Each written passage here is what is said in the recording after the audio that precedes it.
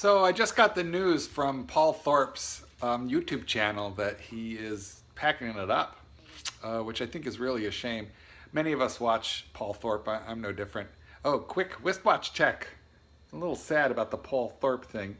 In his honor, I'm wearing a vintage Rolex two-line no-date Submariner. Anyway, boy, what a shame. He's a watch dealer in England. He has, listen, watch dealers, obviously you wouldn't go into that business if you didn't love it, but they do it on a completely different level, right? Which is to say they're not collecting a couple dozen watches, they're buying and selling. And thank God they do, because we love those guys. They stock the inventory and source it for what we want. But in the course of a year, hundreds of watches will pass through their hands. And that can be dangerous because, these little guys are small, expensive, and portable. So it makes it can make the watch dealer a target if they're not careful.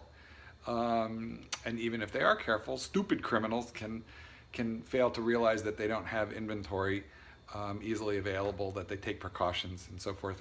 Even myself, I keep 99% of my watches in the bank. There's almost never anything here, or very little at a time anyway.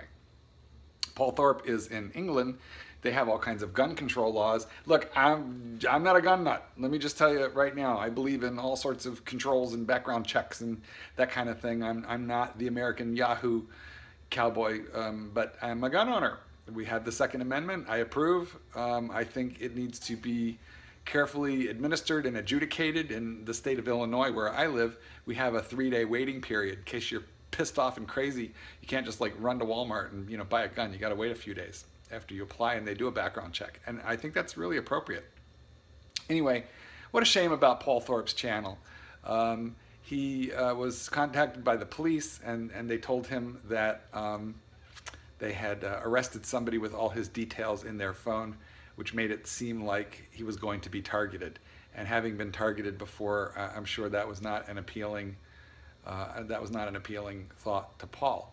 I don't know Paul very well, but I have had just a little bit of email correspondence with him about his dogs, because he's a watch guy and a dog guy, and I'm a watch guy and a dog trainer. But I have to say, it's sad. He removed all his videos, but I watched literally every one of them, and fondly too, because they were well thought out, and clearly this is a guy with an incredible amount of integrity. So, long short, I hope that Paul Thorpe will be back. I do think that the watch community, especially the Rolex loving watch community, loses a friend in Paul Thorpe, and I hope he'll come back. Here's a closer look at a 2-line no-date pre-ceramic sub. That's a mouthful, but this is a really classic watch. And actually, it's one of the very few bargains left in the Rolex world. They are definitely rising in price. You can see that this is it's a Rolex, but it predates COSC or COSC certification. But it's still quite a well-built and accurate watch, and you can get these for somewhere in the $5,000 range.